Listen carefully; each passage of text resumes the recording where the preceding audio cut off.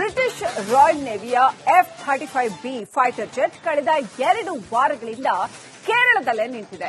ಇದೀಗ ಅದನ್ನ air lift ಮಾಡೋದೇ ಕೊನೆಯ ಆಯ್ಕೆಯಾಗಿದೆ. ಹಾಗಾದ್ರೆ ಆ ಏರ್ ಲಿಫ್ಟ್ ಪ್ರಕ್ರಿಯೆ ಹೇಗಿರುತ್ತೆ ಬನ್ನಿ ನೋಡೋಣ.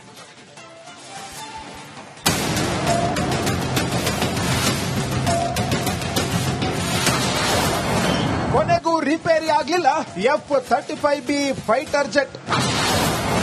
ಬ್ರಿಟಿಷ್ ಯುದ್ಧ ವಿಮಾನ ಏರ್ ಲಿಫ್ಟ್ಗೆ ತಯಾರಿ. ಜಗತ್ತಿನ ಅತ್ಯಂತ ದುಬಾರಿ ಯುದ್ಧ ವಿಮಾನಗಳಲ್ಲಿ ಬ್ರಿಟಿಷ್ನ F-35B ಕೂಡ ಒಂದು. ಇಂಥ ಫೈಟರ್ ಜೆಟ್ ಕಳೆದ 19 ದಿನಗಳಿಂದ ಕೇರಳದ ತಿರುವನಂತಪುರಂನ ಅಂತಾರಾಷ್ಟ್ರೀಯ ವಿಮಾನ ನಿಲ್ದಾಣದಲ್ಲಿ ನಿಂತಲ್ಲೇ ನಿಂತಿದೆ.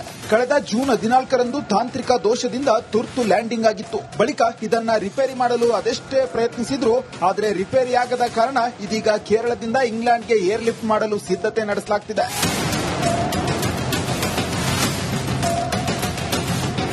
ಎಷ್ಟೇ ಪ್ರಯತ್ನಿಸಿದರೂ ಈ ಅತ್ಯಾಧುನಿಕ ಯುದ್ಧ ವಿಮಾನದ ರಿಪೇರಿ ಸಾಧ್ಯವಾಗಲಿಲ್ಲ. ಹೀಗಾಗಿ ಇಂಗ್ಲೆಂಡ್ಗೆ ಭಾರತದ C-17 ಗ್ಲೋಬ್ ಮಾಸ್ಟರ್ ಸಾರಿಗೆ ವಿಮಾನದಲ್ಲಿ ಫೈಟರ್ ಜೆಟ್ ಅನ್ನ ಏರ್ ಲಿಫ್ಟ್ ಮಾಡಲು ತಯಾರಿ ನಡೆಸಲಾಗಿದೆ. ಯುದ್ಧ ವಿಮಾನದ ಕೆಲವು ಭಾಗಗಳನ್ನು ಬಿಡಿ ಬಿಡಿಯಾಗಿ ವಿಂಗಡಿಸಿ ತಿರುವನಂತಪುರಂದಿಂದ ಇಂಗ್ಲೆಂಡ್ಗೆ ಏರ್ ಲಿಫ್ಟ್ ಮಾಡಲಾಗುತ್ತೆ. ಈ ಯುದ್ಧ ವಿಮಾನದ ರೆಕ್ಕೆಗಳು ದೊಡ್ಡದಾಗಿದ್ದು C-17 ಗ್ಲೋಬ್ ಮಾಸ್ಟರ್ ವಿಮಾನದೊಳಗೆ ಹೋಗಲ್ಲ. ಹೀಗಾಗಿ ಫೈಟರ್ ಜೆಟ್ ಅನ್ನ ಬಿಡಿ ಬಿಡಿಯಾಗಿ ಏರ್ ಲಿಫ್ಟ್ ಮಾಡಬೇಕಾಗಿದೆ. ಬ್ರಿಟಿಷ್ ಬಳಿ ಇರುವ ಕೊನೆಯ ಆಯ್ಕೆ ಇದೊಂದೇ ಆಗಿದೆ.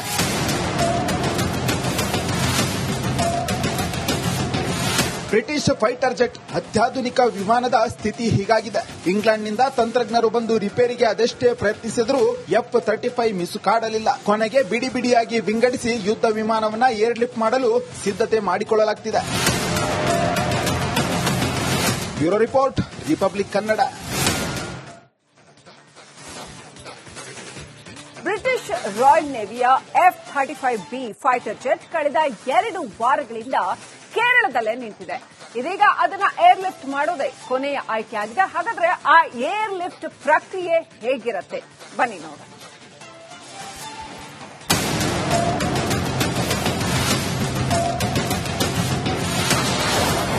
ಕೊನೆಗೂ ರಿಪೇರಿ ಆಗಲಿಲ್ಲ F-35B ಫೈಟರ್ ಜೆಟ್. ಬ್ರಿಟಿಷ್ ಯುದ್ಧ ವಿಮಾನ ಏರ್ ಲಿಫ್ಟ್ಗೆ ತಯಾರಿ. ಜಗತ್ತಿನ ಅತ್ಯಂತ ದುಬಾರಿ ಯುದ್ಧ ವಿಮಾನಗಳಲ್ಲಿ ಬ್ರಿಟಿಷ್ನ F-35B ಕೂಡ ಒಂದು.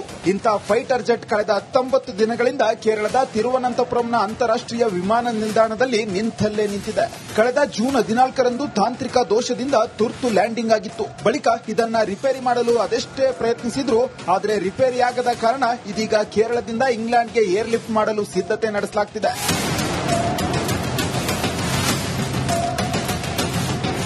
ಎಷ್ಟೇ ಪ್ರಯತ್ನಿಸಿದರೂ ಈ ಅತ್ಯಾಧುನಿಕ ಯುದ್ಧ ವಿಮಾನದ ರಿಪೇರಿ ಸಾಧ್ಯವಾಗಲಿಲ್ಲ. ಹೀಗಾಗಿ ಇಂಗ್ಲೆಂಡ್ಗೆ ಭಾರತದ C-17 ಗ್ಲೋಬ್ ಮಾಸ್ಟರ್ ಸಾರಿಗೆ ವಿಮಾನದಲ್ಲಿ ಫೈಟರ್ ಜೆಟ್ ಅನ್ನ ಏರ್ ಲಿಫ್ಟ್ ಮಾಡಲು ತಯಾರಿ ನಡೆಸಲಾಗಿದೆ. ಯುದ್ಧ ವಿಮಾನದ ಕೆಲವು ಭಾಗಗಳನ್ನು ಬಿಡಿ ಬಿಡಿಯಾಗಿ ವಿಂಗಡಿಸಿ ತಿರುವನಂತಪುರಂದಿಂದ ಇಂಗ್ಲೆಂಡ್ಗೆ ಏರ್ ಲಿಫ್ಟ್ ಮಾಡಲಾಗುತ್ತೆ. ಈ ಯುದ್ಧ ವಿಮಾನದ ರೆಕ್ಕೆಗಳು ದೊಡ್ಡದಾಗಿದ್ದು C-17 ಗ್ಲೋಬ್ ಮಾಸ್ಟರ್ ವಿಮಾನದೊಳಗೆ ಹೋಗಲ್ಲ. ಹೀಗಾಗಿ ಫೈಟರ್ ಜೆಟ್ ಅನ್ನ ಬಿಡಿ ಬಿಡಿಯಾಗಿ ಏರ್ ಲಿಫ್ಟ್ ಮಾಡಬೇಕಾಗಿದೆ. ಬ್ರಿಟಿಷ್ ಬಳಿ ಇರುವ ಕೊನೆಯ ಆಯ್ಕೆ ಇದೊಂದೇ ಆಗಿದೆ.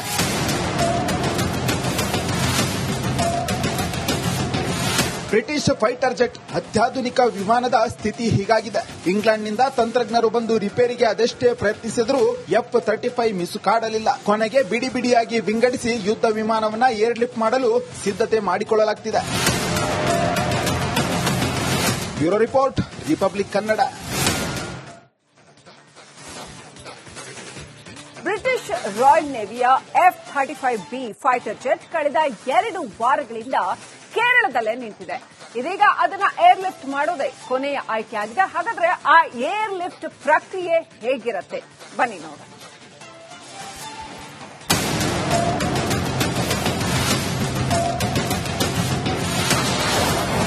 ಕೊನೆಗೂ ರಿಪೇರಿ ಆಗಲಿಲ್ಲ F-35B ಫೈಟರ್ ಜೆಟ್. ಬ್ರಿಟಿಷ್ ಯುದ್ಧ ವಿಮಾನ ಏರ್ ಲಿಫ್ಟ್ಗೆ ತಯಾರಿ. ಜಗತ್ತಿನ ಅತ್ಯಂತ ದುಬಾರಿ ಯುದ್ಧ ವಿಮಾನಗಳಲ್ಲಿ ಬ್ರಿಟಿಷ್ನ F-35B ಕೂಡ ಒಂದು. ಇಂಥ ಫೈಟರ್ ಜೆಟ್ ಕಳೆದ 19 ದಿನಗಳಿಂದ ಕೇರಳದ ತಿರುವನಂತಪುರಂನ ಅಂತಾರಾಷ್ಟ್ರೀಯ ವಿಮಾನ ನಿಲ್ದಾಣದಲ್ಲಿ ನಿಂತಲ್ಲೇ ನಿಂತಿದೆ. ಕಳೆದ ಜೂನ್ 14ರಂದು ತಾಂತ್ರಿಕ ದೋಷದಿಂದ ತುರ್ತು ಲ್ಯಾಂಡಿಂಗ್ ಆಗಿತ್ತು. ಬಳಿಕ ಇದನ್ನ ರಿಪೇರಿ ಮಾಡಲು ಅದೆಷ್ಟೇ ಪ್ರಯತ್ನಿಸಿದ್ರು, ಆದರೆ ರಿಪೇರಿಯಾಗದ ಕಾರಣ ಇದೀಗ ಕೇರಳದಿಂದ ಇಂಗ್ಲೆಂಡ್ಗೆ ಏರ್ ಲಿಫ್ಟ್ ಮಾಡಲು ಸಿದ್ಧತೆ ನಡೆಸಲಾಗುತ್ತಿದೆ.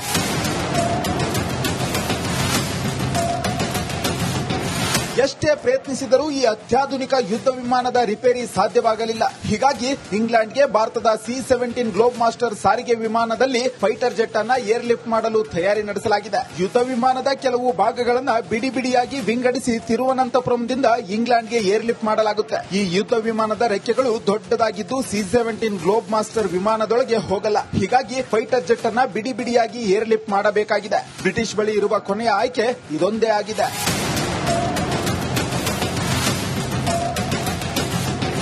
ಬ್ರಿಟಿಷ್ ಫೈಟರ್ ಜೆಟ್ ಅತ್ಯಾಧುನಿಕ ವಿಮಾನದ ಸ್ಥಿತಿ ಹೀಗಾಗಿದೆ. ಇಂಗ್ಲೆಂಡ್ನಿಂದ ತಂತ್ರಜ್ಞರು ಬಂದು ರಿಪೇರಿಗೆ ಅದೆಷ್ಟೇ ಪ್ರಯತ್ನಿಸಿದರೂ F-35 ಮಿಸುಕಾಡಲಿಲ್ಲ. ಕೊನೆಗೆ ಬಿಡಿ ಬಿಡಿಯಾಗಿ ವಿಂಗಡಿಸಿ ಯುದ್ಧ ವಿಮಾನವನ್ನ ಏರ್ ಲಿಫ್ಟ್ ಮಾಡಲು ಸಿದ್ಧತೆ ಮಾಡಿಕೊಳ್ಳಲಾಗುತ್ತಿದೆ. Bureau report, Republic Kannada. British royal ನೇವಿಯ F-35B ಫೈಟರ್ ಜೆಟ್ ಕಳೆದ 2 ವಾರಗಳಿಂದ ಕೇರಳದಲ್ಲೇ ನಿಂತಿದೆ. ಇದೀಗ ಅದನ್ನ ಏರ್ ಲಿಫ್ಟ್ ಮಾಡೋದೇ ಕೊನೆಯ ಆಯ್ಕೆಯಾಗಿದೆ. ಹಾಗಾದ್ರೆ ಆ ಏರ್ ಲಿಫ್ಟ್ ಪ್ರಕ್ರಿಯೆ ಹೇಗಿರುತ್ತೆ ಬನ್ನಿ ನೋಡೋಣ.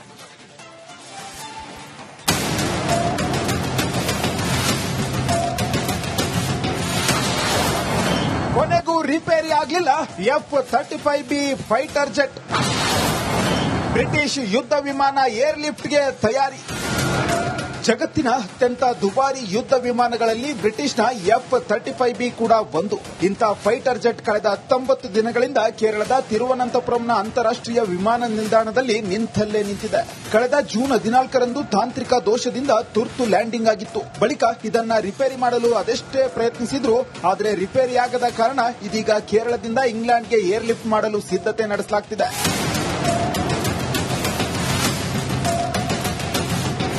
ಎಷ್ಟೇ ಪ್ರಯತ್ನಿಸಿದರೂ ಈ ಅತ್ಯಾಧುನಿಕ ಯುದ್ಧ ವಿಮಾನದ ರಿಪೇರಿ ಸಾಧ್ಯವಾಗಲಿಲ್ಲ. ಹೀಗಾಗಿ ಇಂಗ್ಲೆಂಡ್ಗೆ ಭಾರತದ C-17 ಗ್ಲೋಬ್ ಮಾಸ್ಟರ್ ಸಾರಿಗೆ ವಿಮಾನದಲ್ಲಿ ಫೈಟರ್ ಜೆಟ್ ಅನ್ನ ಏರ್ ಲಿಫ್ಟ್ ಮಾಡಲು ತಯಾರಿ ನಡೆಸಲಾಗಿದೆ. ಯುದ್ಧ ವಿಮಾನದ ಕೆಲವು ಭಾಗಗಳನ್ನು ಬಿಡಿ ಬಿಡಿಯಾಗಿ ವಿಂಗಡಿಸಿ ತಿರುವನಂತಪುರಂದಿಂದ ಇಂಗ್ಲೆಂಡ್ಗೆ ಏರ್ ಲಿಫ್ಟ್ ಮಾಡಲಾಗುತ್ತೆ. ಈ ಯುದ್ಧ ವಿಮಾನದ ರೆಕ್ಕೆಗಳು ದೊಡ್ಡದಾಗಿದ್ದು C-17 ಗ್ಲೋಬ್ ಮಾಸ್ಟರ್ ವಿಮಾನದೊಳಗೆ ಹೋಗಲ್ಲ. ಹೀಗಾಗಿ ಫೈಟರ್ ಜೆಟ್ ಅನ್ನ ಬಿಡಿ ಬಿಡಿಯಾಗಿ ಏರ್ ಲಿಫ್ಟ್ ಮಾಡಬೇಕಾಗಿದೆ. ಬ್ರಿಟಿಷ್ ಬಳಿ ಇರುವ ಕೊನೆಯ ಆಯ್ಕೆ ಇದೊಂದೇ ಆಗಿದೆ.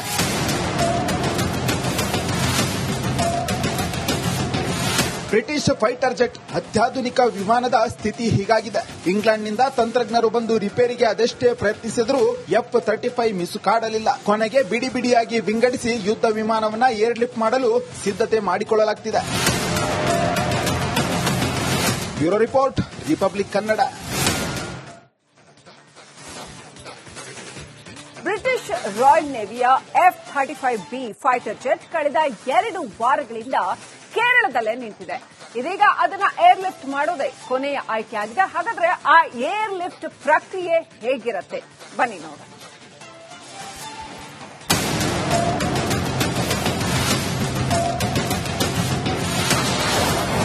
ಕೊನೆಗೂ ರಿಪೇರಿ ಆಗಲಿಲ್ಲ F-35B ಫೈಟರ್ ಜೆಟ್. ಬ್ರಿಟಿಷ್ ಯುದ್ಧ ವಿಮಾನ ಏರ್ ಲಿಫ್ಟ್ಗೆ ತಯಾರಿ. ಜಗತ್ತಿನ ಅತ್ಯಂತ ದುಬಾರಿ ಯುದ್ಧ ವಿಮಾನಗಳಲ್ಲಿ ಬ್ರಿಟಿಷ್ನ F-35B ಕೂಡ ಒಂದು. ಇಂಥ ಫೈಟರ್ ಜೆಟ್ ಕಳೆದ 19 ದಿನಗಳಿಂದ ಕೇರಳದ ತಿರುವನಂತಪುರಂನ ಅಂತಾರಾಷ್ಟ್ರೀಯ ವಿಮಾನ ನಿಲ್ದಾಣದಲ್ಲಿ ನಿಂತಲ್ಲೇ ನಿಂತಿದೆ. ಕಳೆದ ಜೂನ್ 14ರಂದು ತಾಂತ್ರಿಕ ದೋಷದಿಂದ ತುರ್ತು ಲ್ಯಾಂಡಿಂಗ್ ಆಗಿತ್ತು. ಬಳಿಕ ಇದನ್ನ ರಿಪೇರಿ ಮಾಡಲು ಅದೆಷ್ಟೇ ಪ್ರಯತ್ನಿಸಿದ್ರು ಆದರೆ ರಿಪೇರಿಯಾಗದ ಕಾರಣ ಇದೀಗ ಕೇರಳದಿಂದ ಇಂಗ್ಲೆಂಡ್ಗೆ ಏರ್ ಲಿಫ್ಟ್ ಮಾಡಲು ಸಿದ್ಧತೆ ನಡೆಸಲಾಗುತ್ತಿದೆ.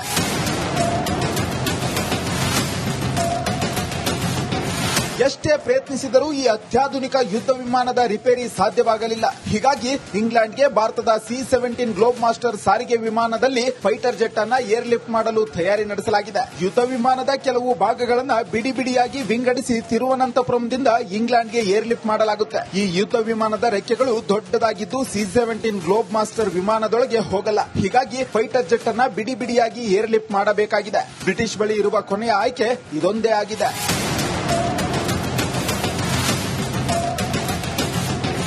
ಬ್ರಿಟಿಷ್ ಫೈಟರ್ ಜೆಟ್ ಅತ್ಯಾಧುನಿಕ ವಿಮಾನದ ಸ್ಥಿತಿ ಹೀಗಾಗಿದೆ. ಇಂಗ್ಲೆಂಡ್ನಿಂದ ತಂತ್ರಜ್ಞರು ಬಂದು ರಿಪೇರಿಗೆ ಅದೆಷ್ಟೇ ಪ್ರಯತ್ನಿಸಿದರೂ F-35 ಮಿಸುಕಾಡಲಿಲ್ಲ. ಕೊನೆಗೆ ಬಿಡಿ ಬಿಡಿಯಾಗಿ ವಿಂಗಡಿಸಿ ಯುದ್ಧ ವಿಮಾನವನ್ನ ಏರ್ ಲಿಫ್ಟ್ ಮಾಡಲು ಸಿದ್ಧತೆ ಮಾಡಿಕೊಳ್ಳಲಾಗುತ್ತಿದೆ. Bureau report, Republic Kannada.